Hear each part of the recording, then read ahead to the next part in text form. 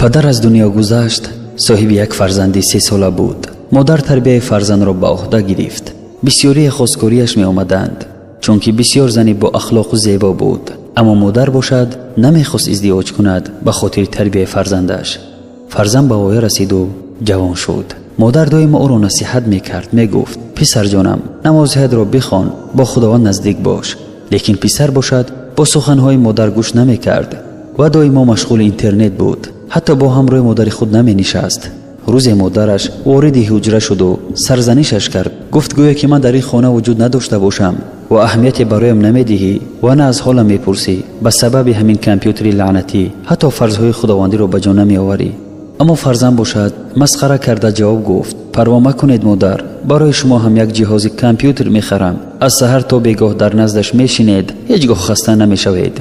مادر بیچاره خاموش ایستاد و فرزند باشد کارش را ادامه داد تا اینکه بالای سرشان این مصیبت آمد. روز مادر فرزند را دید که فیلمی غیر اخلاقی تماشا دارد. داد زده گفت این چیست؟ از خدا بترس ای بچه جان. نصیحتش کرد، گفت حیاتت را همین خیل میگذرانی بچم، میترسم که به همین حالت از دنیا گذری. کسی که با چیز زندگی کرد با همان چیز از دنیا میگذرد. فرزند باشد چگونه که عادت کرده بود سخنان مادرش را گوش نمیکرد و حتی با سخنان مادرش مسخره میکرد و از مادر طلب کرد که در حیاتش دخالت نکند و از حجره بیرون شود. مادر بیرون شد و گریه میکرد و در حقش دعا میکرد که الله گناهان فرزندش را بیامرزد.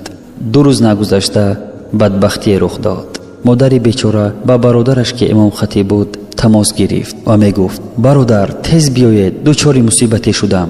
برادر باشد در حال حاضر شد. وقتی که داخل حجره شدند این فرزند گناهگار در نزد کامپیوتر برهنه فیلمی بد اخلاقی تماشا میکرد در حالی که جان داده بود. مادر گریه کرده میگفت پسرم نماز نمیخواند، عاقبتش چی میشده باشد برادر؟ برادر گریه کرد و یگان چیزی گفتن نمیتوانست تا شستن و کفن کردن و دفن کردنش، تا اینکه خواهرش را زیادتر غمگین نکند. اما خود به خودش میگفت خداوند از کسی غضب کند عاقبت جانش را با همین طور میگیرد و خداوند را با همین حال ملاقات میکند روز قیامت در نزد همه مردم. چگونه که در حدیث مسلم از جابر پسر عبدالله روایت شده است که گفت قال رسول الله صلی الله علیه و سلم یبعث كل عبد على ما مات علیه. پیغمبر صلی الله علیه و سلم فرمودند هر بنده بر آنچه که مرده است برانگیخته می شود. ولا حول ولا قوة الا بالله. يا أيها الذين آمنوا اتقوا الله ولتنظر نفس ما قدمت لغد واتقوا الله إن الله خبير بما تعملون.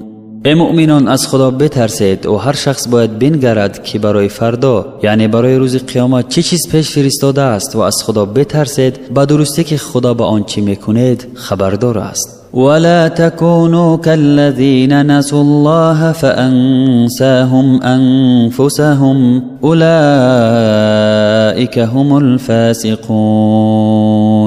و مانند کسانی مباشد که خدا را فراموش کردند پس خدا از خاطر آنها خودشان را فراموش گردانید، آنها بدکارانند. لا يستوي أصحاب النار وأصحاب الجنة أصحاب الجنة هم الفائزون.